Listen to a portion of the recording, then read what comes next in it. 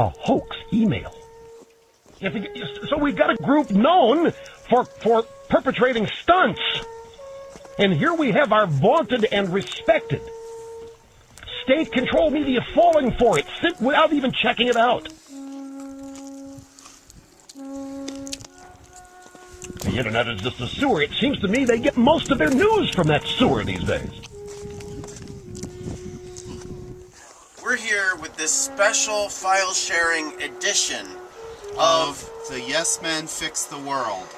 Yeah, and this is a special edition because we have another film to show you first, one that you won't see anywhere else because we're being sued by the United States Chamber of Commerce. And as part of their lawsuit, they have demanded that every copy of this video that you're about to see be impounded and destroyed. So, please do pass it around. September 2009.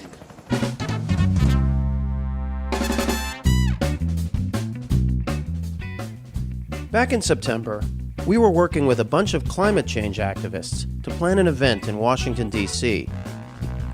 We wanted to make a political point about an organization that's pulling off some of the world's biggest hoaxes. No, not this organization. The one across the street. The one that looks like a U.S. government office, but really is working against the government.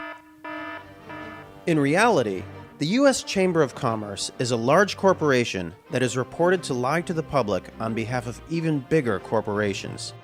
They spend nearly $500,000 a day trying to convince the U.S. government to do really stupid shit, like killing environmental regulations and undermining workers' rights. But since they spend so much money on their hoaxes, many people believe them. And as it says, American free enterprise dream big, but their dreams are our nightmares because their plans are to prevent us from passing climate change legislation, which means we're screwed. Since the chamber was hoaxing us all and threatening our survival, we decided to fight fire with fire. We would reveal one of their biggest lies by masquerading as them. We would hold a press conference as the Chamber at the National Press Club. But first, we sent out a parody press release from them. It was sort of like their normal ones, except ours was sane. How would the world react to the Chamber suddenly reversing its position on climate change?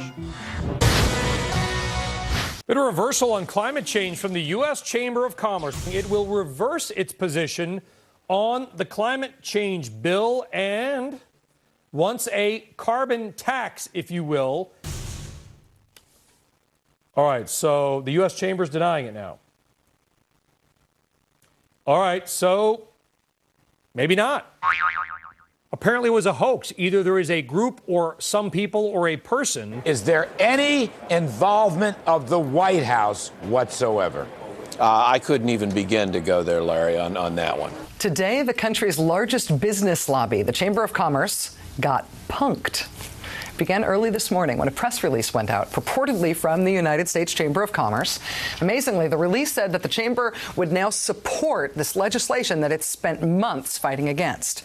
Reporters were surprised and probably confused at this odd turn of events, but that was nothing compared to what actually happened at the press conference when it was held later on this morning. Watch this tape. Clean coal is a technology that has not only not been proven, it basically doesn't exist. Okay, I'm Eric Wolfschlegel. I'm with the U.S. Chamber of Commerce. This is not an official U.S. Chamber of Commerce event. So I don't know what pretenses you're here. I know some of you in the press world, but this is a fraudulent press activity and a stunt. Who are you really, sir? And do you have a business card? Are you with the U.S. Chamber? I do. We can discuss afterwards. Okay. Can I see your business card? Can I see yours? Are you here representing the U.S. Chamber of Commerce? Yes, I am. Okay, well, I work there, and you do not look familiar to me at all. Could I see your business Is this a card? stunt? Could I see your business Is this card? a stunt? Are you interrupting the president? Yes, I am. And, this guy does not represent the U.S. Chamber of Commerce. Can we finish the Okay? No. This is not an official Chamber of Commerce. This is not... what is your position at the Chamber of Commerce? I just spoke my position. We've got working. What is your title and your official title at the U.S. Chamber? I'm the assistant to Mr. Donahue. Okay. This guy is a fraud. He's lying. This is, a stunt that I've never seen before. So if you'd like to actually talk to the legitimate Chamber of Commerce, I've got my business cards outside. This gentleman, I will assure you, does not have any business cards, and he's not legitimate. Show me your business card. No, show me yours. No, show me yours. They both look like imposters. What?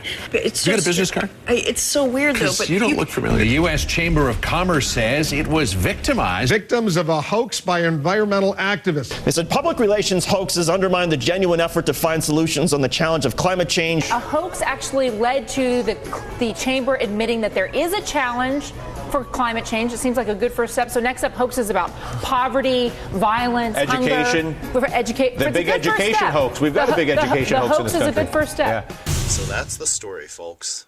Not entirely. Then they decided to use this opportunity to raise funds.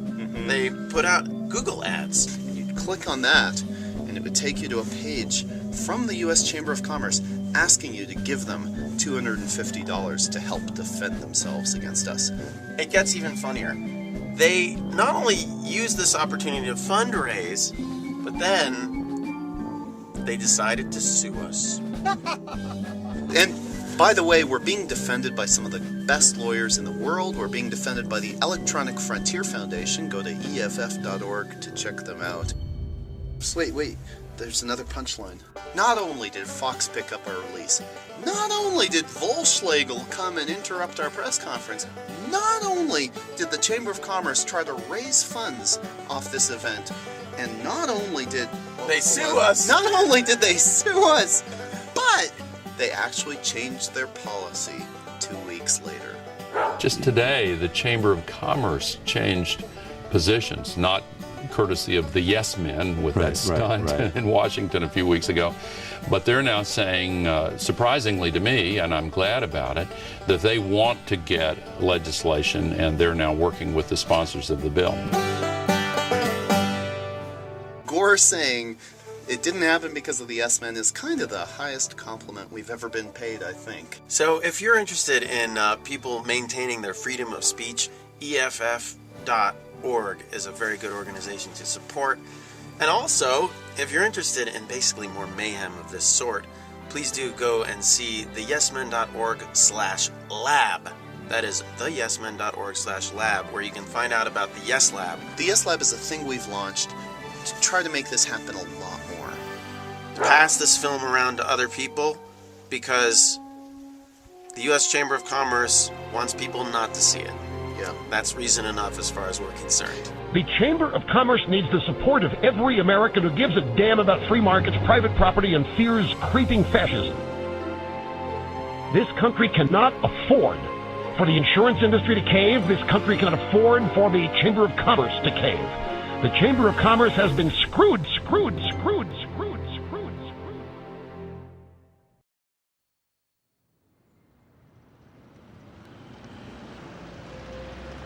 Are you ready?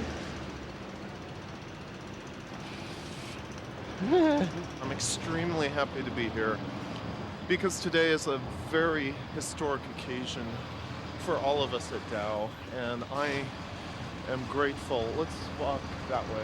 I am grateful. You're extremely pleased to be here. I'm extremely pleased to be here. Yes, extremely pleased to be here, Steve.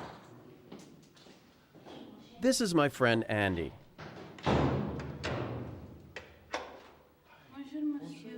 And my name is Mike. Today, I'm holding the camera. And is it okay if I reconvene, of course? It's a good thing to know. Exactly. Andy is about to go on live television in front of 300 million people. They're going to think that he represents one of the largest companies in the world. which he doesn't. And that's why he looks so nervous. Should I typically just look right into the camera? Okay. Andy's about to tell a really big lie, which, unfortunately, is going to wipe $2 billion off one company's stock price. But before I tell you this story, 1 minute. I guess I should tell you how we got ourselves into this situation.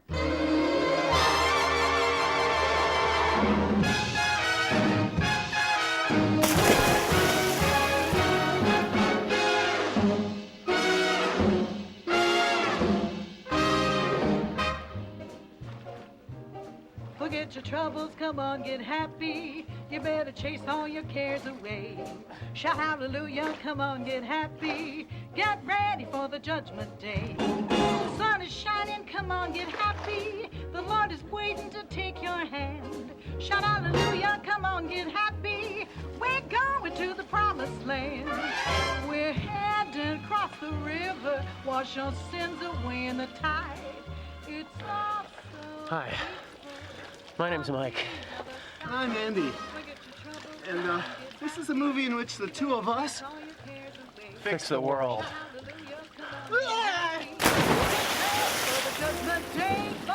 your troubles, come on, get happy. Aren't we fixing the world? Yes. Come on. I'm scared. Get ready for the judgment day.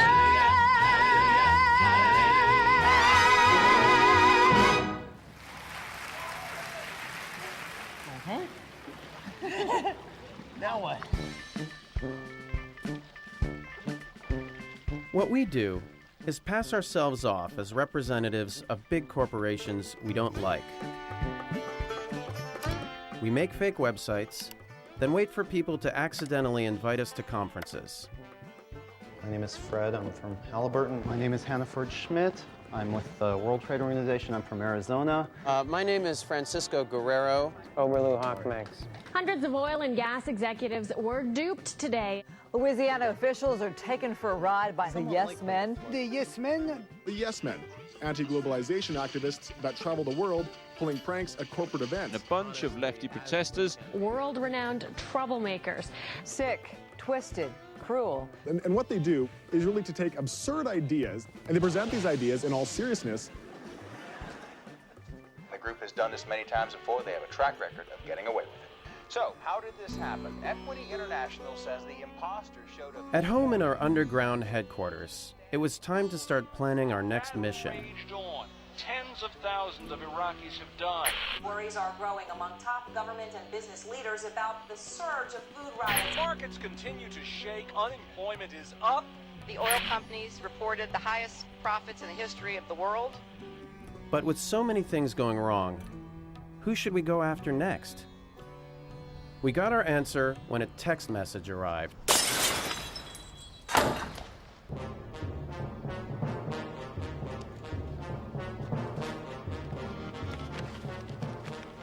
Dow Chemical had just bought Union Carbide, a company that became infamous in the 1980s. You remember the 1980s. Challenger, Chernobyl, Bhopal. Bhopal? In 1984, when Union Carbide's pesticide plant at Bhopal exploded, at least 5,000 people died within weeks, and 100,000 more remained sick for life. It was the biggest industrial disaster in history, but Union Carbide settled with the Indian government for $470 million, meaning most of the victims got less than $1,000 each. Now, I just want to say to shareholders of Union Carbide that I am confident that the victims can be fairly and equitably compensated without a material adverse effect on the financial condition of Union Carbide Corporation. There was little adverse effect on the shareholders, but in Bhopal, people continued to suffer. When Dow announced it would buy Union Carbide, there was finally hope for justice. Dow said it would compensate victims of Carbide's past negligence and promptly paid over $2 billion to 14 asbestos plaintiffs in Texas. Dow could do for Bhopal what they'd done for Texas, but we knew they wouldn't. So we decided to do it for them. We set up a fake Dow Chemical website, dowethics.com, and we waited, and waited, and waited. Then one day, we got our chance. You have mail. We'd just been invited to a conference on international finance. Some of the biggest banks in the world would be there. These were the kind of banks who help companies like Union Carbide and Dow do what they do. A company might say, we're going to build a shoddy plant in an underdeveloped country with a corrupt legal system. The plant might explode and people might die, but we'll make a lot of money. And the bank comes back and says, great, sounds like a plan. What could we possibly do to show bankers what was wrong with this logic?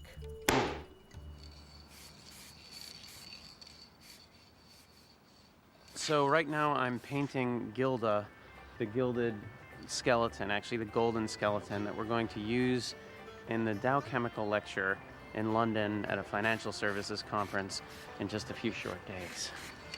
The only good skeleton is a gold skeleton. In case Gilda didn't scare them enough, we had a backup plan. We rented a theatrical pyrotechnics unit here so that we can make a big puff of smoke. Ah! We're on our way to a conference, and Erastus Hand is going to be speaking at the conference as Dow Chemical Company. Our plan was to have Dow demonstrate, for the first time ever, exactly how they calculate the cash value of human life. Would this make the bankers think twice? It was time to find out. Thank you very much. On May 1st, we are releasing the beta version of Acceptable Risk, the world's first market-smart risk calculator to help you find out instantly what risks are or are not acceptable from a bottom-line business perspective. Will Project X be just another skeleton in the closet, something your company comes to regret, or will it be a golden skeleton? A complex case is IBM's sale of technology to World War II Germany for use in identifying certain populations. This was very bad, of course, but no one can deny they were profitable, and although the issue remains a skeleton in the closet, in retrospect, it is quite clearly golden. Now, you may have heard the joke. How many Americans does it take to screw in a light bulb? 12. 1 to climb the ladder and 11 to file the lawsuit. What about Indians? Oh, just 1. We would, of course, never wish to imply that an Indian life is worth more or less than another. I myself believe in the sanctity of all life. But the market has its own logic, and if we're willing to live with it, we must make the most of the choices it makes. Because if there's one thing that we at Dow want you to remember today, it's that the only good skeleton is a gold skeleton. Ooh!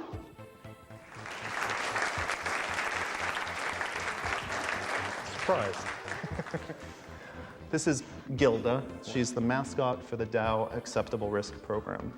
Gilda is here to basically tell you that if you have a skeleton in the closet, it may not be just a skeleton. It could very well be a golden skeleton as well. And as you move into a future of ever-increasing complexity and ever-increasing opportunities, Dow Acceptable Risk can assure you that your touch will be the Midas one. And I'd like to finish with a little poem. I'd rather be handsome than homely. I'd rather be youthful than old. If I can't have a bushel of silver, I'll do with a barrel of gold. So thank you very much. We hope you come up and get a closer look.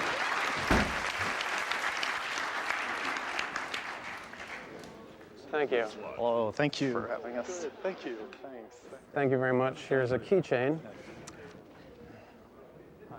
Thank you very much. Absolutely. Thank you. Yeah. Oh, I good. don't have unfortunately, I don't have a card anymore. I've ran out of them. So. Oh, wonderful. Yes, you were one of the earlier speakers. Thanks. Yes, so it's a pleasure. Thank you It's very definitely much. very interesting. Is it applicable? Is your model applicable to anything? I mean, is it applicable? Can we use it in risk management? Oh, absolutely. Yeah. I'll have our risk management guys take a look at it because we do a lot of interesting things. So. Wonderful. Okay. This is interesting. So. Thank you. Thanks a lot. Thank you. Okay. Take care. Yes. Hello. Hello. Sorry. What your case was, I want to introduce a new product on the market. And you, as I understood it, is that your risk assessor will work out what is the human impact threat to humans, as opposed to how much money can you make us. Whichever way you do this, you're going to cost some lives, right? But if you're going to make some money in the process of it, then it's acceptable. Is that right? You will. That's pretty much, that's exactly what I said. I mean, it's, so did you find that not... No, I thought it was refreshing, actually. Okay. Refreshing? We'd meant to be shocking, not refreshingly honest. To us, this was about as refreshing as the Kool-Aid in Jonestown. The mass suicide and murder of more than 900 Americans took cyanide-laced fruit punch from their spiritual father and then lay down to die. That's the thing about cults. What's shocking to outsiders seems normal to insiders. Is this why unfettered greed seemed normal to bankers? And if so, who was the cult leader here? This is Milton Friedman. We were told that he was the world's most influential economist. Did government play a role in this? Very little, only by keeping the road clear for human greed and self-interest to promote the welfare of the consumer. In this book, Friedman used the word freedom 374 times. But by freedom, he didn't mean this. He meant this: the freedom of corporations to profit, no matter the risk to people, and without interference from government. Dr. Milton Friedman, a scientist, a careful thinker, and a great teacher. The hero of freedom, Milton Friedman. I sought out Dr. Friedman and had the great pleasure and privilege of meeting him and his economist wife, Rose. And we've all become friends, and now I call him Milton. If we wanted to understand the banker's mindset, we needed to find the guru of greed. There was only one problem. But though Friedman had now ascended, his followers carried the flame. Okay, so we should go in there. Yeah. Oh, great, thank you. Uncle Milty. I call.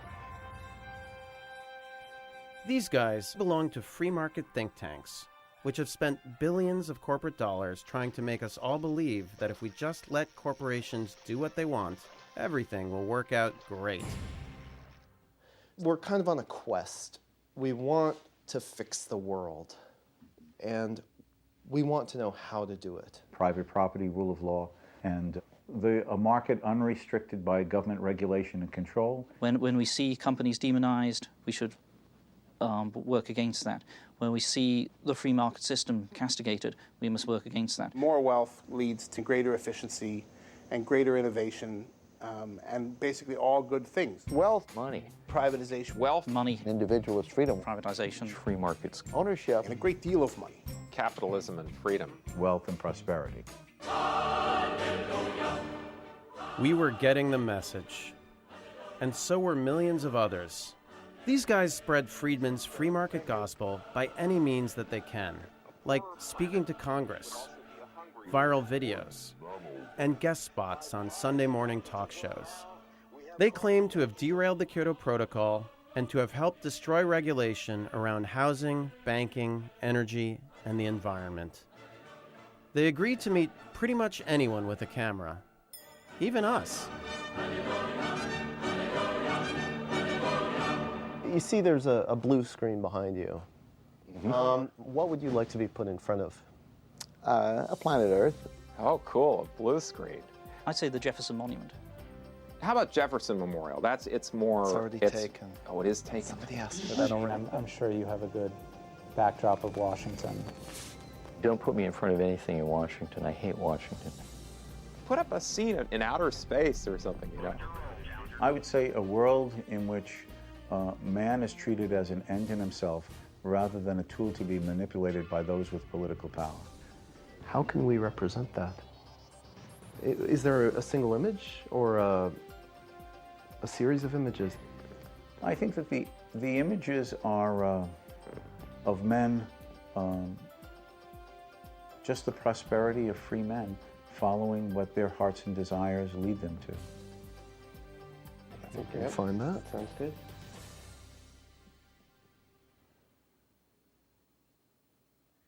Now that we had our new friends at ease, it was time to ask them the really tough questions. What would you say to people who harp on the Bhopal catastrophe or other tragedies? Bhopal is an interesting example, but that facility had created educational opportunities for an Indian emerging technocratic class. It had created value added and tax base for the community, and something like 3,000 people died. That's a tragedy, but there are always risks of going into the future. There are always risks of going into the future? For thousands of people in Bhopal, there was no future.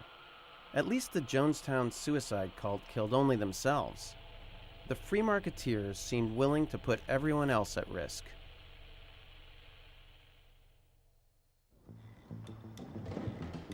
Back at home, you have new mail. We had mail.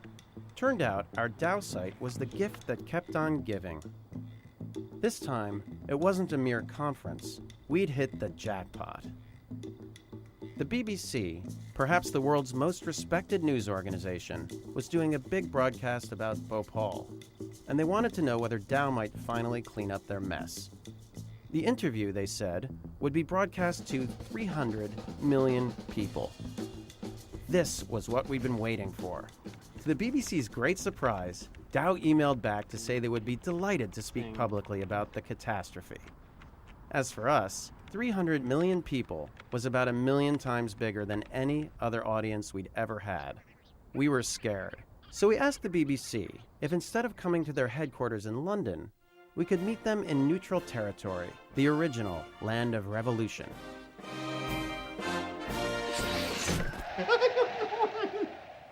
Are you a little nervous? I'm so nervous. Oh, God. It's like going to the guillotine. I think it's right near where they used to have the guillotine, too, in Paris. The office.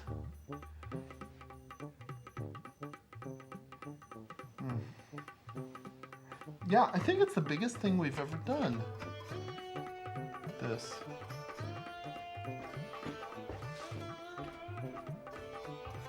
I haven't combed my hair in like 20 years, yeah, really. Like, I think I used to do it this way. All right. Oh, God. Oh, God. When we acquired Union Carbide 3 years ago, we knew what we were getting, and today we are prepared to do the obvious. Let's see. Don't film too much when we get there, I think. Hi. Bonjour. And you're watching BBC World, our main headlines. The world's worst industrial accident is being remembered in India today. It's 20 years since deadly gas leaked from the Union Carbide chemical plant in the city of Bhopal. At least 18,000 deaths are attributed to the leak, and many local people say the contamination has never been properly cleared up. Yeah. Should I typically just look right into the camera? Okay. The factory still exists here, and that's been a real problem for the people living here locally. I mean, the site, I've been to it, and it's full of toxic waste. People who are living in these houses, they've all got a story to tell about that day 20 years ago. Many of them lost members of their family, and they say that they're continuing to suffer because of the tragedy. And they're saying somebody needs to answer for this. Legally, what they're saying is that they want to pursue the company to try and clean up the site. But whether the company will accept liability seems doubtful. Well, joining us live from Paris now is Jude Finisterra. He's a spokesman for Dow Chemicals, which took over Union Carbide. Good morning to you. A day of commemoration in Bhopal. Do you now accept responsibility for what happened? Steve, yes. Today is a great day for all of us at Dow, and I think for millions of people around the world as well. It's 20 years since the disaster, and today I'm very, very happy to announce that for the first time Dow is accepting full responsibility for the Bhopal catastrophe.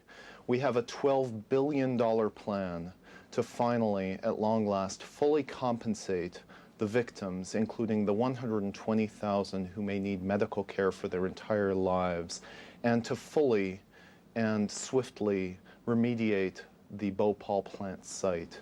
Now, when we acquired Union Carbide 3 years ago, we knew what we were getting, and it's worth $12 billion. $12 billion. We have resolved to liquidate Union Carbide, this nightmare for the world and this headache for Dow, and use the $12 billion to adequately compensate the victims. Jude, that's good news that you have finally accepted responsibility.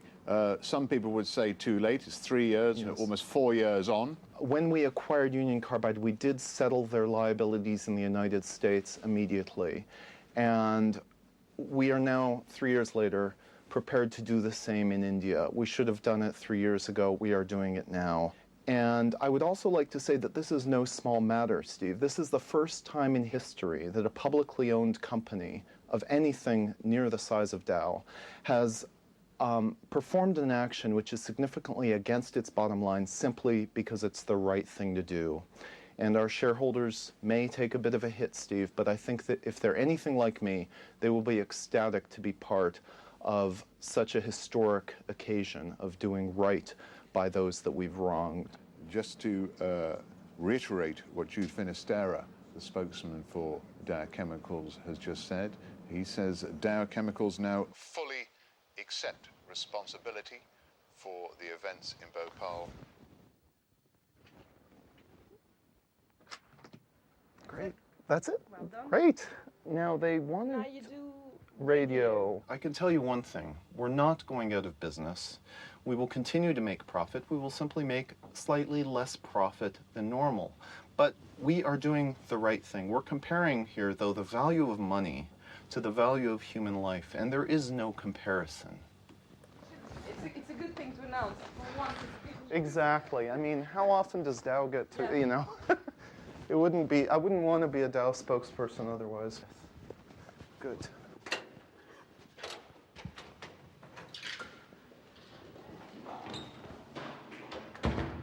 Oh my God. Oh my God. I'm gonna have a serious nervous breakdown now. Dow accepts responsibility for Bhopal, spokesman. Where is that? In Reuters. Congratulations, your appearance. Everyone here at BBC cheered. It's over now and it's still headline news. Hello, this is Jude. Who has said that? Perhaps they're not in communication with the Dow leadership. Hello? Yes, this is Jude Finisterra. Sure. Right. Sure. Right. Let me just, yes, could I ask you to hold for a moment? Okay, thank you. They know. So now, I guess, I just basically come clean, right? Well, I wouldn't say it's a hoax. It's an honest representation of what Dow should be doing. This morning, a false statement was carried by BBC World regarding responsibility for the Bhopal tragedy. The individual who made this statement identified himself as a Dow spokesperson named Jude Finisterra. Dow confirms that there was no basis whatsoever for this report. Well, earlier today, we carried an interview with someone purporting to be from Dow Chemical, a company which subsequently bought the plant from Union Carbide. This interview was inaccurate and part of an elaborate deception. Take a look at this, Dow. Like, look at this. This is the top of Google News.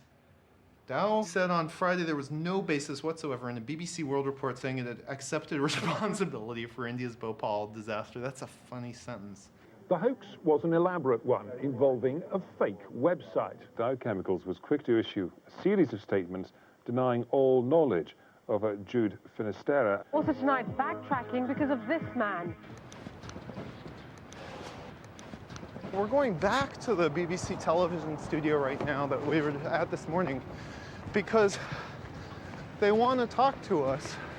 Thought, well, okay, what do they want to know? Well, let's go see. So your real name is Andy, right? Yeah. When Hello. did I? Sorry. When did it occur to you to pull this off? It didn't occur to us at all. We got contacted by you guys. You also have the Dow share price. Yeah, I did hear that. Has it 2.5% gone back up? Or? Well, the prank, which briefly knocked 3% off Dow shares, comes 20 years to the day after the chemical leak from the Union Carbide plant in Bhopal. Today's unlikely corporate humiliation of a US chemical giant was all about reminding the world that Bhopal remains an unhealed sore. Well, earlier I spoke to Andy Bickelbaum and I asked him what he did when he got an email from the BBC asking him for an interview.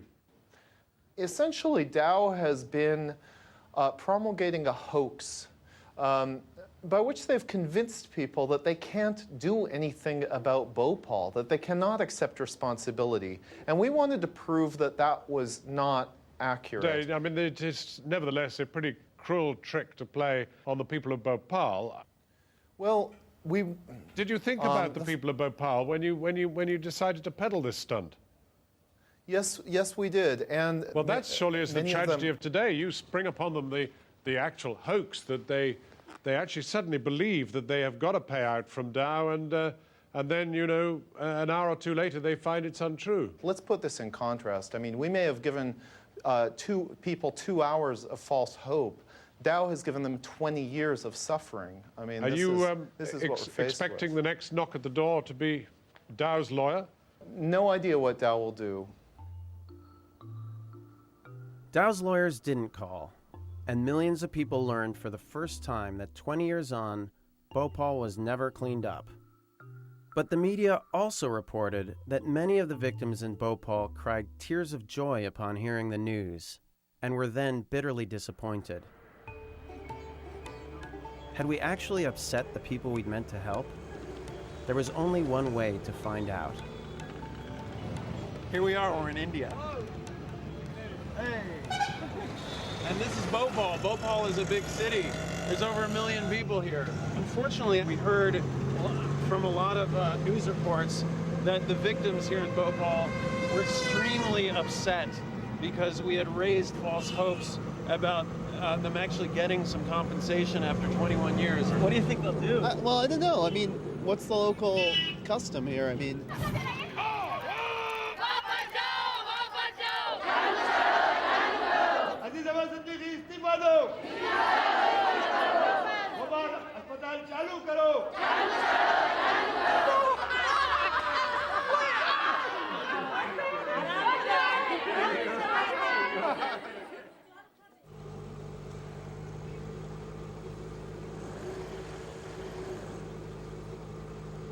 We're here at the Sambhavna Clinic, and this place was set up by a bunch of people to help treat the gas victims of the worst industrial accident in history.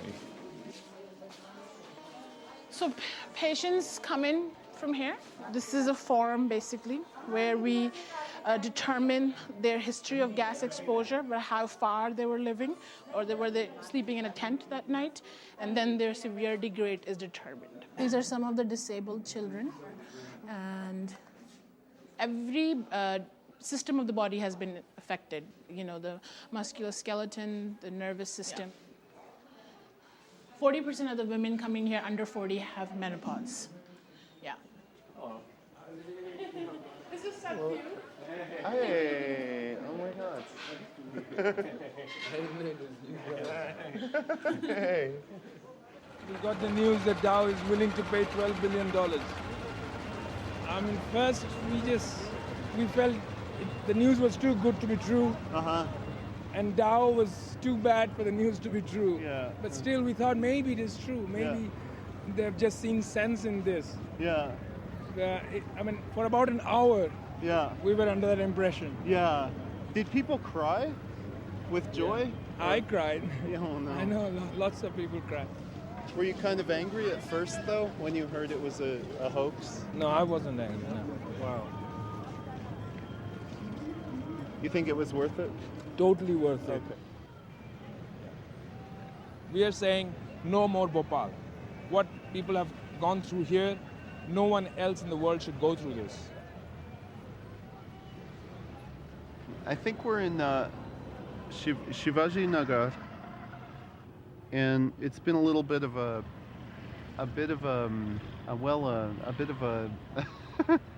a maze getting here. A little, what do you call that? We got lost. That's what it's called. We're trying to meet up with a journalist to interview, and we got lost. Here he is. Rajkumar Keswani broke the disaster story. In fact, he broke it years before it actually happened. So you had already predicted how many times that the disaster would happen before it happened? In newspapers 4 times, once to the chief minister, dozens of times to the local legislators, and once to the Supreme Court. I'm the most unfortunate person in this world who has got the recognition for his failure. Had I succeeded, it wouldn't have happened. When you heard it was a hoax, the thing that we did, were you like, what did you think of it at first? I thought that was a wonderful thing to do. We were put into a situation which we never thought of that would actually happen. So it is just like being in the heaven. Because I'm sure I'm not going to be in the heaven. So if I'm expecting hell, and suddenly someone puts me for a while in the heaven, so I said, okay, thanks.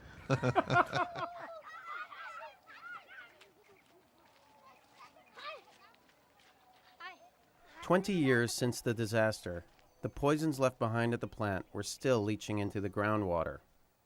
Communities that you see in red have not gotten a single drop of clean water. Oh, really? Yeah. Until now? Until now. 8 communities are getting about 12% of the requirement. But this is contaminated water. Some of them used to drink, cook, wash clothes.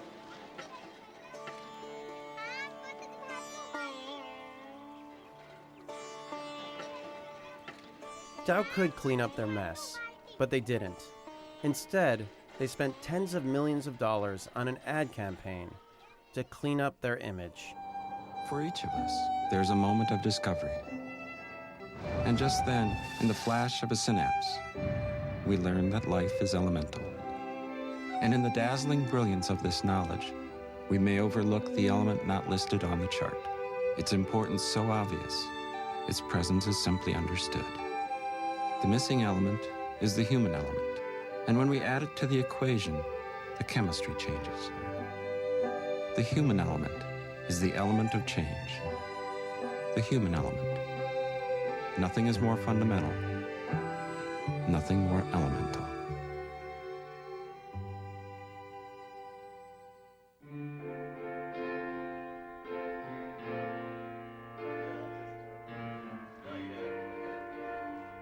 This is Kevin Finn. He trades bonds. This is what I do, sit here and just look at this screen for, 12 and 14 hours a day. It's very romantic, actually. More than anyone else we knew, we thought Kevin could explain why Dow wouldn't do anything to fix Bhopal. He told us what happened when Andy went on the BBC. I got a call from my clerk in the middle of the night. Dow Chemical made some announcement that the stockholders of Dow Chemical didn't like because Dow stock went down. The S&P 500 futures went down. You know, I had to go roll out of bed. My clerk's like freaking out because my position's going against me. My friend tells me he thinks it's, you know, some global conspiracy of traders to try to screw us. And, you know, it finds out it's two jokers. The effect of our big announcement on the BBC was that Dow's stock lost over $2 billion in 23 minutes. This tells me all the news that's happening in the world. So on December 3rd, if I was sitting here watching this, it would say, you know, Dow Chemical decides to settle with the Bhopal people. And then people that own Dow Chemical be like, sold! Everybody we talked to about that was really happy that Dow was doing the right thing. Like, Sure, okay. I mean, I'm not saying that they shouldn't be. I'm just saying that, sure, it seems like a good thing, unless I guess you're a Dow Chemical stockholder and you're expecting the $20 billion to go towards a dividend to come back to you or to come to buy some new chemical plant, and it's going to these people that, at least at this point, aren't able to get any money. I mean, I would see, you could see how they could be upset about that, right? We were confused. As kids, we learned that it was bad to do something bad. And if you did something good, you got a reward. Yet when we announced Dow would do something great, the market gave Dow a spanking. So how could we get companies to do the right thing? We needed to change the rules of the market. But that meant regulation, and regulation meant government. The only problem was, government was drinking Friedman's free market Kool-Aid. Free markets are working miracle after miracle of economic growth. Open markets and rule-based trade are the best engines we know of. But when the government stepped back and let the free enterprise system do its work, then the better we did, the more robust our economy grew, the better I did, and the better my business grew. For the last 30 years, the leaders of most powerful countries did whatever the free marketeers recommended. And what they recommended was simple. The solution is not to have government to intervene or regulate in some way. In fact, most problems will solve themselves if ignored, and let free people working in free markets address them. Following advice like this, governments around the world got rid of a whole bunch of regulations meant to protect people, like in banking. I'm confident that the degree of harm or spillover effect, whatever subprime mortgages go bad, that the market will devise ways to minimize and diffuse the negative effects. Their faith in the market was unshakable, but we all know what happened next. Now with the world's largest insurance company, AIG, on the brink of collapse, it could mean devastation way beyond Wall Street. What other disasters weren't coming? Global warming is silly. It's not a serious issue. Warmer is healthier, and warmer is more pleasant, and that's why states like Arizona keep gaining population rapidly. There are benefits to global warming. Cold-related deaths will actually decrease considerably. Just like with the subprime mortgages, our free market friends were doing all they could to stop government from intervening. Except here, the stakes were higher. I think it's quite possible that if it weren't for groups like ours, that the United States might very well be in the Kyoto Protocol by now. And if you've seen the ads that we ran about a year ago, which we produced in-house on this global warming, where our essential contention is carbon dioxide, they call it pollution, we call it life. There's something in these pictures you can't see. It's what we breathe out and plants breathe in. Carbon dioxide. They call it pollution. We call it life. We got lots of hate mail. 2 senators this past fall sent a letter to ExxonMobil calling on it to stop funding CEI. So Exxon was secretly paying think tanks to tell us we shouldn't regulate Exxon. Public outrage forced Exxon to stop. In fact, ExxonMobil didn't fund us at all this past year. That was great, but Exxon had other ways to influence policy. Like this guy, Lee Raymond. He's a trustee of one of the key free market think tanks. He also used to be Exxon's CEO, and the year he left that job, he became an official advisor to the U.S. government on energy matters. This was scary. If we let the free market cult keep running the world, there wouldn't be a world left to fix. We had to do something. So when we heard about a huge oil conference up in Canada, we decided to go.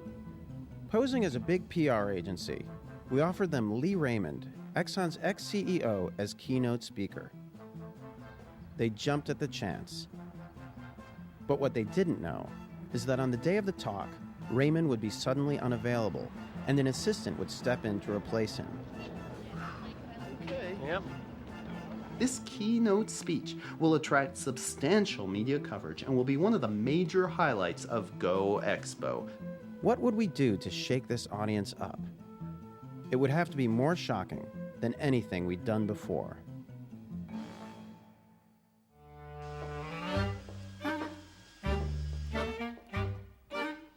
If there's one thing that's going to be abundant in the world to come, what with climate change and all that, it's people, dead people.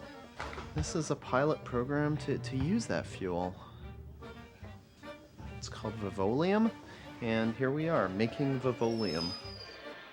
As Lee Raymond's assistant, Andy would announce Vivolium, Exxon's new biofuel to be made from the victims of climate change. And he'd even hand out a sample. So it started out, we made one Reggie, and then we cast a bunch of Reggies in wax. That's human hair right there. This is a lot of experimenting to figure out how to make a candle smell like human flesh. Ow! I lost a Reggie. Quick! Ow! We wanted to make sure that the oilmen knew what the candles they'd be holding were made of. So we'd show them a tribute video to Reggie Watts, a terminally ill Exxon janitor who had volunteered to be turned into fuel. I think I'd like to be a candle. I think a candle would be fun because there's just so many uses for a candle. There are 6 billion people on this earth today. We're probably using the energies, maybe, of 1 billion of those at best. They had me test a Hellfire missile once. That was pretty cool. We simply haven't found the miracle fuel yet to replace petroleum, but we'll eventually get there if government gets out of the way. We had his miracle fuel, and our grandfathers were turning over in their mass graves.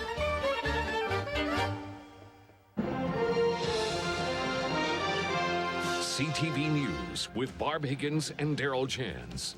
Good evening. A bizarre situation today at the Go Expo Energy Conference at Stampede Park. Organizers and hundreds of Alberta oil and gas executives got duped. They'd been promised a major announcement from a major player in the energy industry. Attendees paid $50 a head to hear this speech from the National Petroleum Council, a group that advises the White House on oil and gas matters. Welcome to Go Expo's keynote luncheon. Please welcome S.K. Wolf. First, I need to say how wonderful it is to see on all the faces here today the childlike exuberance of a great industry in full flower. And why not? Without oil, at least 4 billion people would starve, and starving would become the new black. But I'm not here today to pat us all on the back. I'm here to speak of Plan Bs. As Andy began outlining Exxon's tough solution to climate change, 10 volunteers passed out 300 human flesh candles. This vigil would be like no other. Who first had the idea to use the oil of a recently living animal to light his or her house? Even today, Shetland Islanders cut the heads off their puffins and put wicks in the stumps to make candles. We at Exxon firmly believe that a free market will, if left to its own devices, always find solutions to the dilemmas that humanity faces. We're calling our new technology Vivolium. As Andy began to describe Exxon's new biofuel, the candles were lit. A strange odor rose into the air.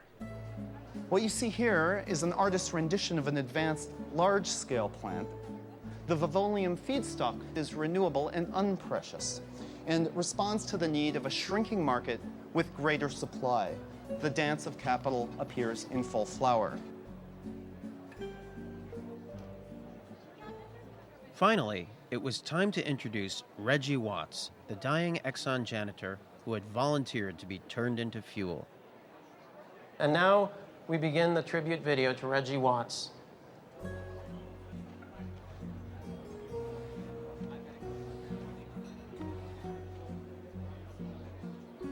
Worked in maintenance for a while. Moved up to maintenance 2, started doing cleanup, toxic spill cleanup. After I heard from the doctor that I was going to die, I felt like I had something to live for. Can you switch this off? Could we describe? Please switch it off. I think I'd like to be a candle. There's just so many uses for a candle. I mean, you know, like if you want something romantic, like that'd be nice to know. I was a candle on table, you know, when people, when they first met each other on a date. I think that would be great. I'd love that. That'd be a hoot. This is a funerary observance. I mean, this guy died. Switch this off before This I man do. died. It's people. Really is.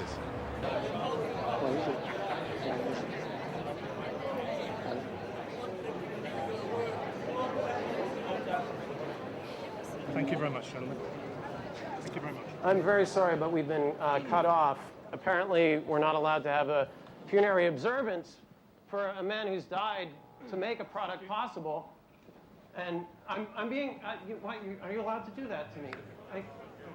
What?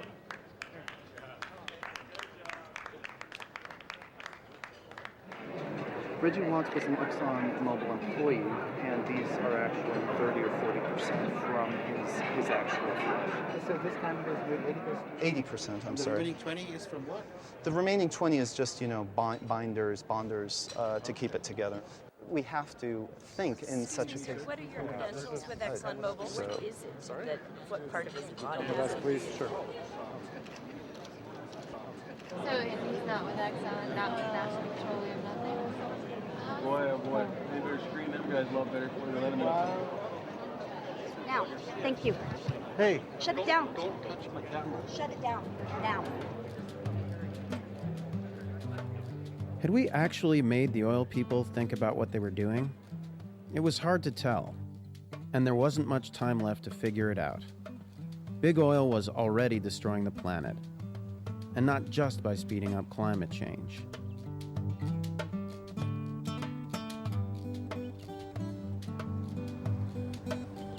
This house right here, it used to be on this side. Yeah, it was over here. We moved over there. You know, I could only take it like 2 or 3 days a week coming down here to work. And this year for hunting season, I mean, I didn't kill nothing. I just wasn't in the mood to kill. You know, after seeing everything else that was dead, just wasn't in the mood. I mean, you know, not that I'm a big killer, but I like killing stuff. Yeah. It's really just amazing when you go downriver. Some of the ponds that we used to fish in are now almost like a bay. For decades, the government had ignored scientists' warnings and let industry carve up the wetlands that protected New Orleans from storms. About 1 million acres of land has disappeared since 1930. It was done canal by canal, oil field by oil field, port by port, parcel by parcel. It was, if you will, death by 1,000 cuts. The governing mindset culturally and legally was, if there's an impact, we'll deal with it later. And in some ways, it's, you know, this is a preview of what the rest of this country and the rest of the world have in store for them.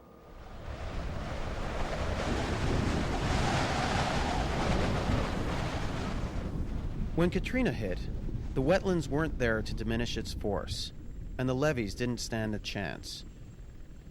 So the real culprit for the destruction of New Orleans wasn't just a big hurricane, but greed, dressed up as progress. What produced this tremendous improvement in technology? It was self-interest, or if you prefer, greed. The greed of producers who wanted to produce something that they could make $1 on. Greed had caused the biggest catastrophe ever to hit the U.S. And now, the government was handing out billions of dollars in rebuilding contracts. In other words, letting greed solve the problem. There has been this idea that it is government's responsibility to replan the construction of New Orleans. It's better to leave it to the market. We wanted to take a closer look at how the market was fixing the U.S. Gulf Coast. We're on our way to the Gulf Coast Reconstruction Conference at the Washington Convention Center. We're going to talk to a number of people who are busy reconstructing New Orleans. Yeah, what's up? There are many silver linings to this horrendous disaster, and with it has come an incredible opportunity. I'm optimistic when I see a room full of folks who want to take advantage of the opportunities, and that's a good thing from our perspective. It's a great thing. Well, you know, it's like the Israelis say, you know, once in a while a good crisis is not bad. You come up with new things. We were seeing a lot of new things. But wasn't this supposed to be about Gulf Coast reconstruction? We're especially interested in Gulf Coast reconstruction. And does this have anything to do with that? This is for bomb detonation and ammunition storage. Perimeter and physical security, mainly anti-ram road blockers. This particular unit can be used in military applications. Wow. So it's a real, like, catastrophe toilet, basically. All this stuff would be great for the people of New Orleans, if they were going to fight a war. Where was the stuff about helping people? Ah, here it was. The pavilion from Central Asia. Kyrgyz people are ready to help the people of Louisiana, Mississippi, and Alabama by erecting yurts there for them as a temporary shelter.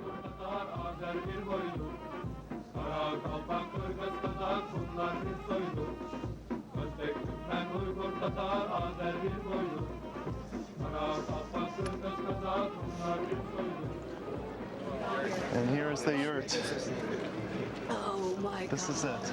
You can cover it up, you can build a fire, you can open it up, and if there's a flood, you can just take it up in less than an hour. And they're interested in sending one free of charge to Louisiana as a test, if you're interested. So, yep.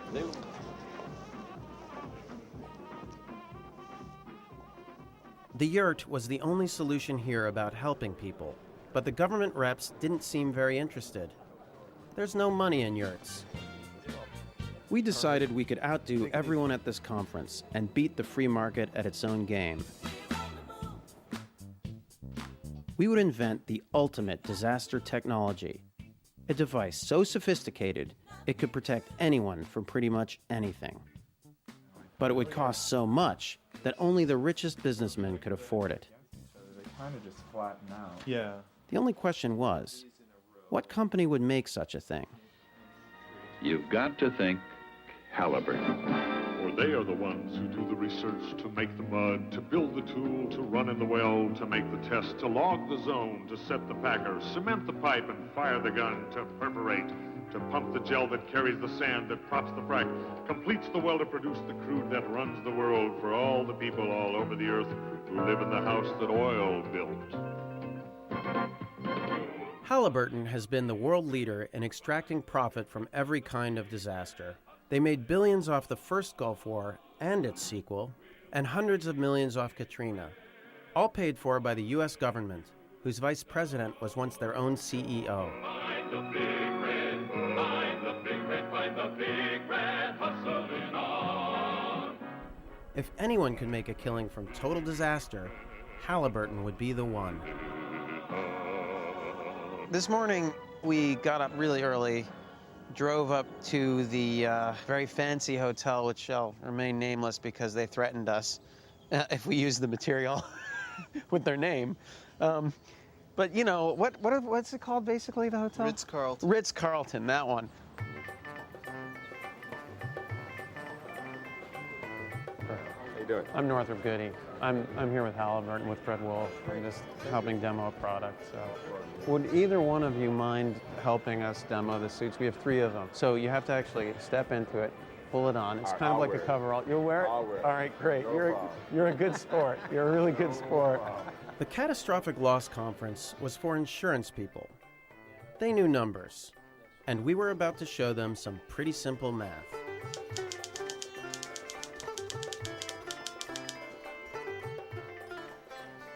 With Gilda, we tried scary. With Reggie, we tried gross. Now, we would go for ridiculous. We really appreciate being invited to speak on this panel. A lot of you work with the insurance industry, of course. Insurance has become extremely worried about some grave new dangers to people that we're seeing in the world around us today. And I'm, of course, talking about climate change and the disasters that it brings. But I can personally guarantee you that level heads will always be able to turn lemons into lemonade. Consider the Black Plague. This was an unspeakably rotten event, of course, in which 1/3 of Europe's population died in great agony. No one, of course, would wish such a thing on any civilization. Yet without it, without the Black Plague, the old business models of Europe would never have been overturned by the entrepreneurs of the Renaissance. And what would the world be without the Mona Lisa? Or, closer to home, how about the Great Deluge? This world-ending disaster, literally, was surely seen as a terrible catastrophe by Noah's contemporaries and perhaps by Noah himself. Yet Noah was ready to seize the day, and at the end of that day, not only was there a whole new world, but Noah found himself with a monopoly of the animals. For those of us in positions of responsibility, however, who might have to take charge in a crisis, even more innovative solutions are necessary. I'd like now to introduce my colleague here, Dr. Northrop Goody, who's the head of our Emergency Products Development Unit at Halliburton. And Dr. Goody will be showing some mock-ups of some items that his unit has developed. We want something that's going to be able to save a human being no matter what Mother Nature throws at him. And so this is the answer. This is the Halliburton Survivaball. It's 3 easy steps for deployment: suiting up, inflating, and of course, launching. Launching out of a building, and we have an artist's rendition of what it might be like in Houston when we launch our Survivaballs. In the event of extreme catastrophe, there might be a scarcity of resources. In this case, we've got a Survivaball here that's going up and extracting resources, in this case from an animal. And you don't want to be exposed to the elements, but you still want to be able to extract resources from, for example, a cow. They're going to be able to go underwater, rated at 50 feet. They can be used in any condition. It doesn't matter whether you're in a landslide in California or even in the Arctic. Of course, any other conditions, whether it's tsunamis or tornadoes, the Survivaball is designed to withstand. But the best part of the Survivaball is that people need people. And so our biggest inspiration for the way that a community should work with Survivaballs comes from biology. As some of you probably know, amoebas gather together and actually form another body. They aggregate. And so these one-celled organisms come together as a single body. For example, here's a raft formation of Survivaballs in the ocean, floating, communicating, exchanging nutrients, differentiating function. Last of all, this is literally thousands of Survivaballs dancing through the streets.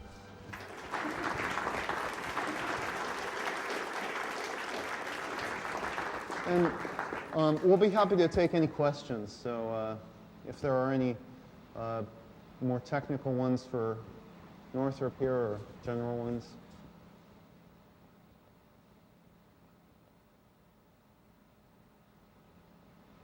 Yep. I mean, in my mind, this clearly also plays right into terrorist attacks. What kind of defense mechanisms do you envision against biological, chemical, radiological attack? If you could demonstrate the turtle position, please, that would be great. Basically, if you duck down... I'll assume they'll have some kind of bubble mask or something. Yeah, visor, heads-up display, the whole thing. Very cool. So. To me, it was just the way it fit was probably if you're ever going to make them so people want to wear them for a long time, you'd have more cushioning or something. Yeah. But I can imagine they'd be pretty darn expensive to if you're going to really market them. Well, yeah. They although I guess the people who will need them, most of the price should be no object, right? And if you're getting them for say the that's right. cabinet, to pick a Hi. Northrop.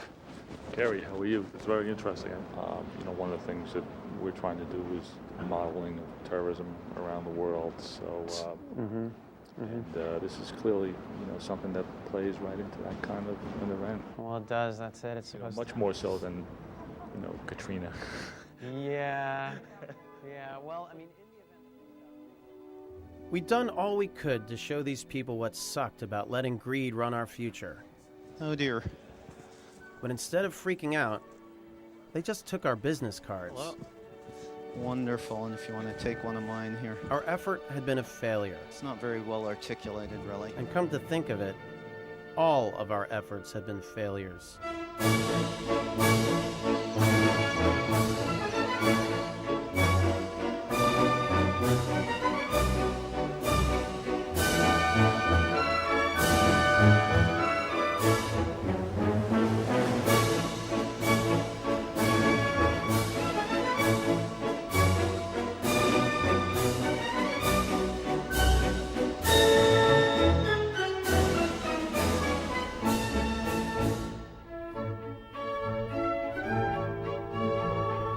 But you know, a yes man never gives up. We knew we could do it. All we needed was a whole new approach. Maybe making fun of stupid ideas was a stupid idea. We had to get smart, because the people with the really stupid ideas were very, very smart.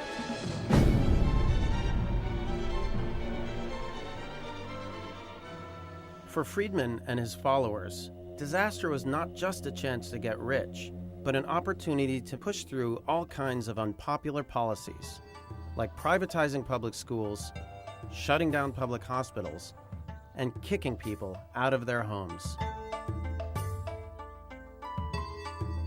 This is the Lafitte Housing Project.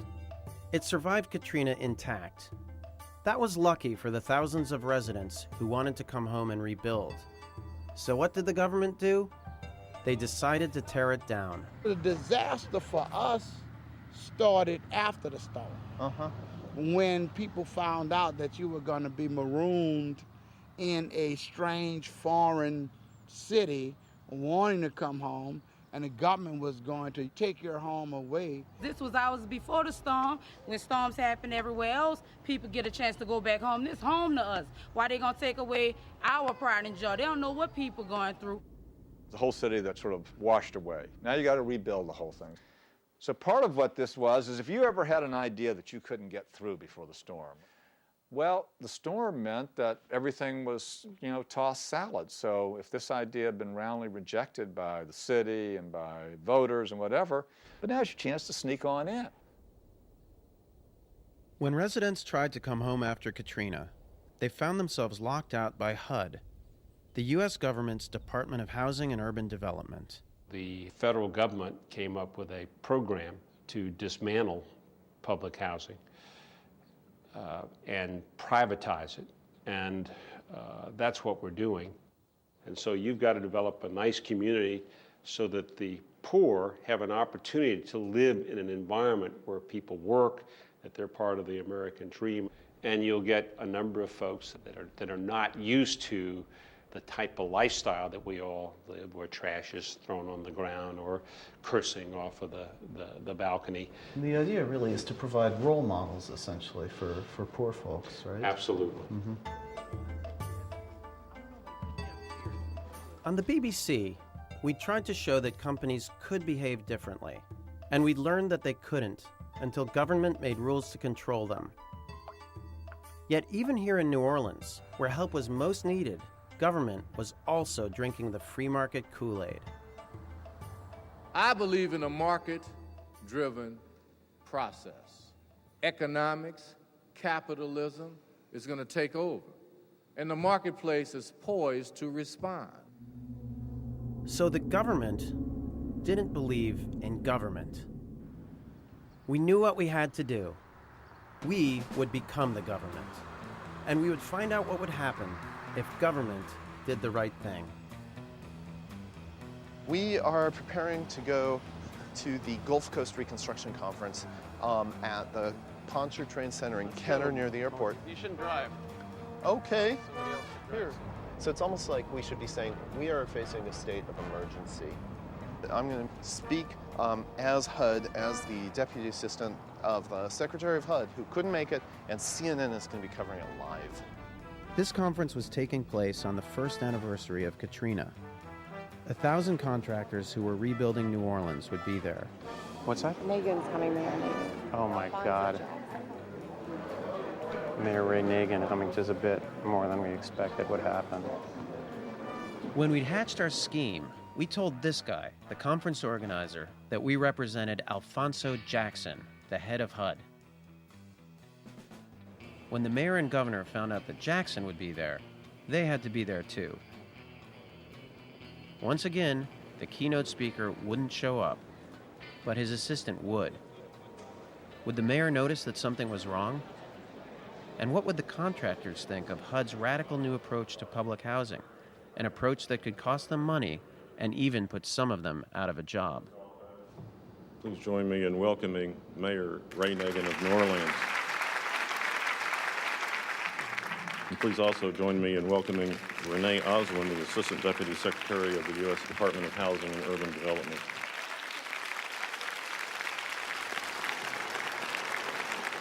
So it's an honor to share the stage with our two partners in recovery, with Renee Oswin representing HUD, who's definitely one of our most important partners in this rebuilding effort, and Mayor Nagin of New Orleans, whose challenges are enormous.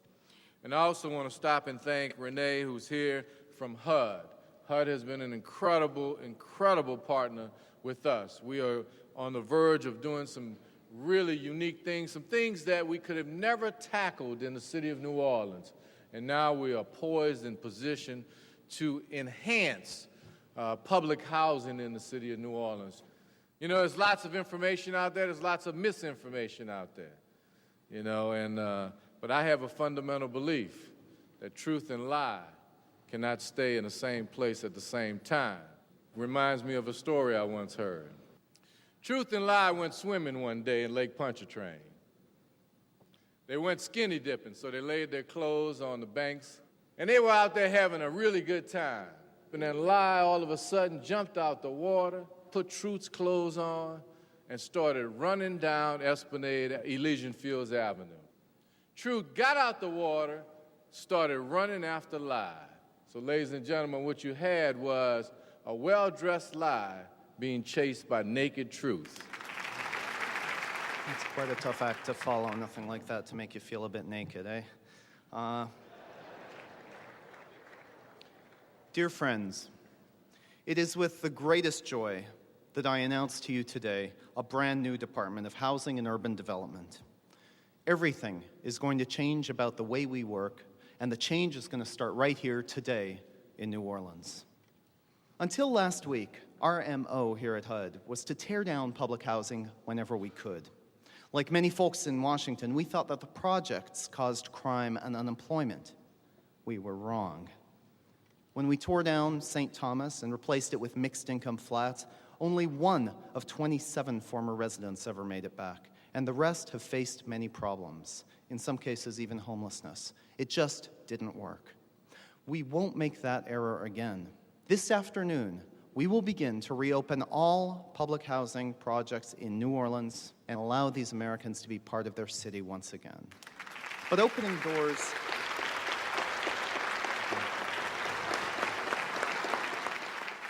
doors won't be enough.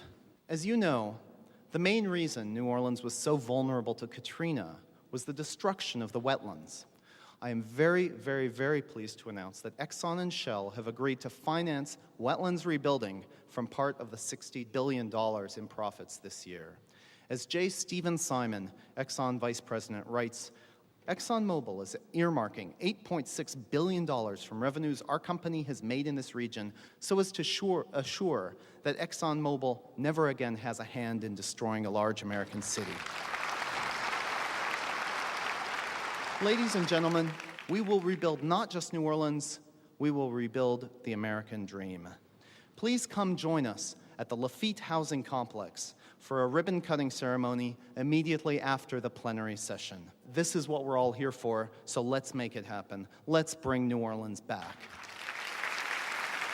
I thought it was very uplifting. This has been a big problem. A lot of people want to come home, and they have been unable to do so. So I thought it was a very positive message.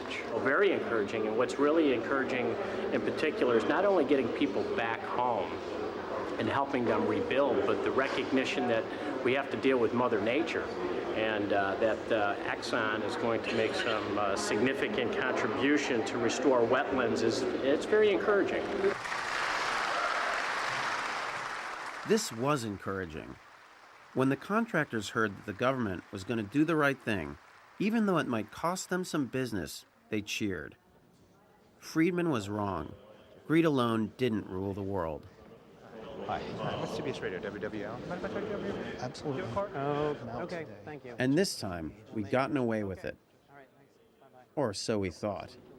The city and the state both say they've not heard anything about this. This announcement comes as a surprise to the governor's office and the mayor's office. Why would HUD do this without consulting the city and the state? Well, we haven't done this without consulting with them. You have no cards. You say you're new to the agency? I have a card, but it's back at the office. I'll get it to you. Where is your PR team? I'm right here. Hi. There. Hi, you're with HUD? Yes, I am. Do you have a card? There's an entire HUD housing project there left unfinished. Yeah. There are some saying that this is a farce, that you're not truly with HUD, and that this is not an actual announcement. Well, they can say whatever they want. Who are these people? Where is your office? In Washington. Where in Washington? He just joined the agency from France. He's from France. Yeah, he's been a special attaché to the Department of the Interior in France. Why are you so skeptical? I just heard the speech, and I have a newscast very shortly. I need to confirm if it was a real speech from HUD or not. The governor and the mayor knew nothing of it. They were shocked. We desperately need to know if this is real or not. He's standing right here, the man who's just apparently committed this hoax on your department. Okay, I'm on the phone with HUD right now, and they say you're a liar. Okay, well, they can say whatever they want. I'm sorry? They can say whatever they'd like. They can say whatever they'd like, but you work for them, don't you, as a deputy secretary? That's right. Now that you've been discovered, do you want to explain to me why you did it? I mean, if you're trying to make a point, why don't you come over here and tell me why you did this? All right? All right, man. I'll call you in a few minutes. But it is a hoax, a massive hoax perpetrated today. You just pulled off a heck of a hoax. Thank you. I mean, I would say that, you know, HUD is pulling off a hoax by pretending that tearing down affordable housing is what's going to solve it. I mean, that's what they've been doing until now. This is a time when all of these people are clamoring to get back in. They want to get back into their housing, and they deserve to be there. It's crazy. And worth lying to all these people. Absolutely. To try to make your actually telling the truth. This is actually truth-telling where normally there would only be lies. Thank you. How difficult would it be to remediate what you see here today and make it inhabitable, say, next week? Just take off the covers here. Oh yeah, that's a good start, yeah. Absolutely. Finally, we will be reopening public housing for the residents, for the workforce that's going to move back in and again rebuild New Orleans. Sick, twisted, cruel. Those are all words used to describe the prank on Louisiana officials and about 1,000 contractors in New Orleans today. I'm Deputy Assistant Secretary of the assistant, essentially, of Secretary Alphonso Jackson. Renee Oswin can't get his title right or his relationship to HUD Secretary Alphonso Jackson. After taking the mayor for a ride, these contractors followed him to a makeshift ribbon cutting at the Lafitte Housing Project. Mr. Oswin, you're not even on the directory of HUD. You're not even listed. You don't even have a phone number. It's come to that, has it? It's come to that. Well, thanks for being the one to break the news. Hano, the Housing Authority of New Orleans, says this is simply a cruel, cruel joke, trying to give people some kind of fake hope that they were going to be able to move back. It is terribly sad that someone would perpetuate such a cruel hoax and play on the fears and anxieties of families who are desperate to return to their homes. We just had it confirmed from HUD that he's not actually an employee of HUD. This is all a big hoax, this whole ceremony here, this whole press conference. But I guess it's just to call their hand. It's just to call their hand. I respect this host because maybe it'll take a host like this to bring them out here to see what we going through. So it's a host with it be, a host is what we got. And I ain't mad. I'm going to eat me some barbecue. And I think what you guys exposed is the fact that HUD could do these great things if they wanted to. Secondly, you got the attention of the residents, so now they're going to begin to ask, well, why aren't you doing these things? And number three, you're creating a controversy to feed off, to organize, and to build a struggle to the next level. So in my opinion, everything y'all did was excellent.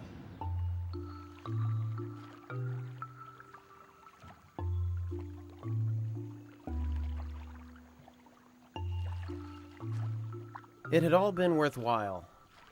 We were on top of the world. But then, reality began to sink in.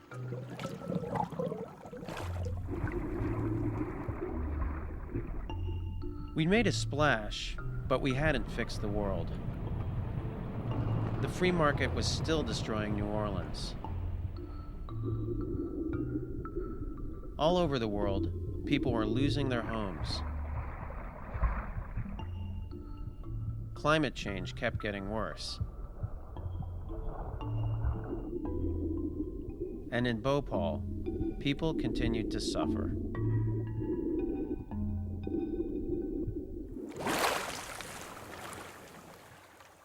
We really did need to fix the world. But it was going to take more than two guys with cheap suits and fake websites. It would take millions of us.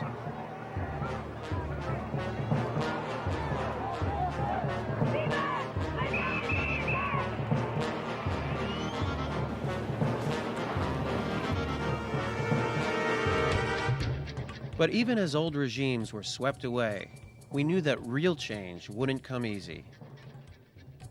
After all, the free market cult was still here. Wealth, money, privatization, wealth, money, free markets, privatization, ownership, a great deal of money. Now, we can afford that. Remember these guys? They're not going away.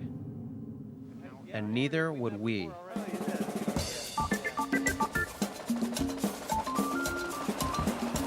We needed a really ambitious plan, because all we ever read in the newspapers was how we needed to put everything back on track, back to how it was before it fell apart.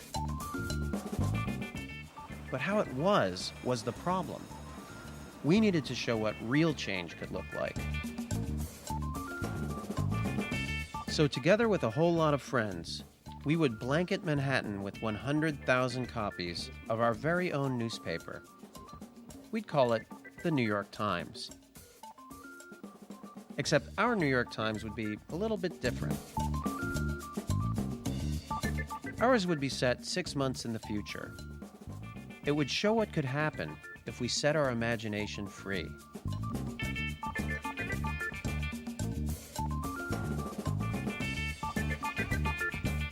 Things have gotten pretty bad, and I think it's hard for people to imagine the world working another way. So we're trying to, as realistically as possible, present this world as it could be. They just brought out the proof of the New York Times, and it looks unfucking believable. Really good.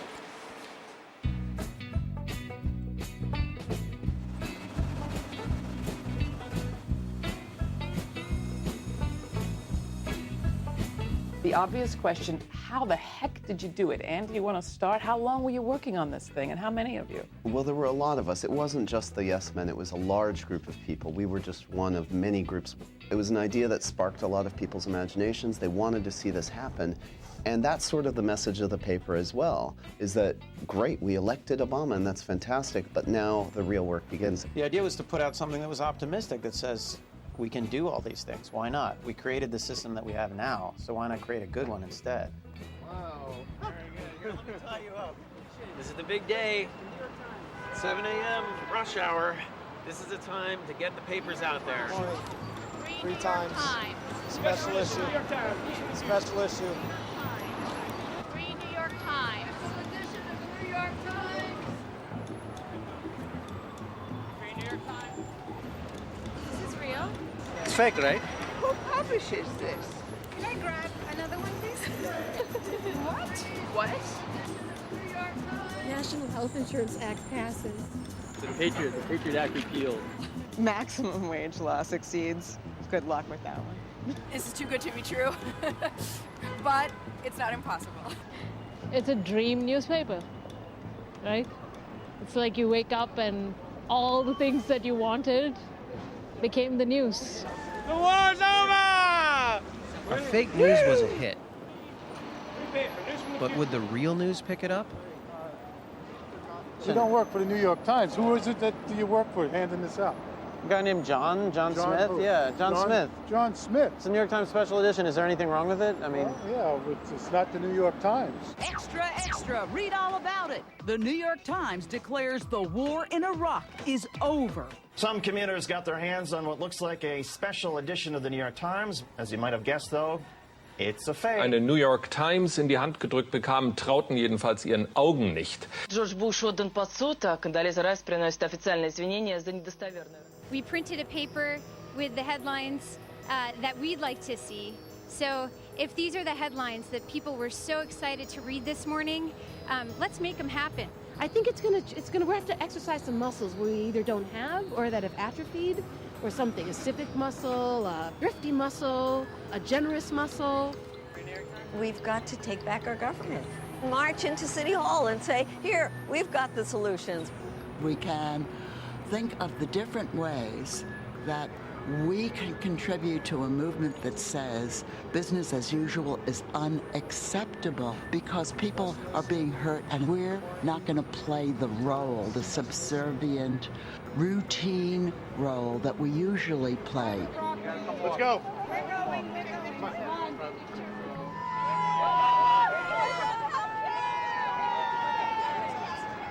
Make change happen. Put your effort on the line to make something happen.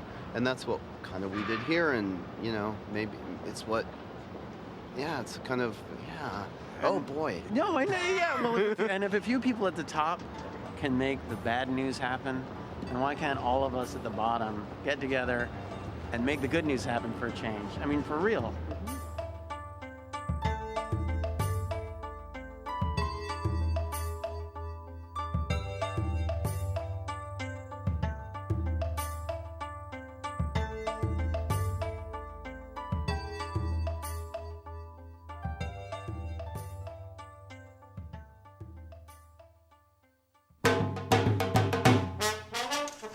Hey, thanks for watching. If you want to get your very own copy of that fake New York Times, all the news you could see, go to theyesmen.org/store. And if you want to see a lot more of this stuff happen, visit theyesmen.org/lab. Sign up to participate.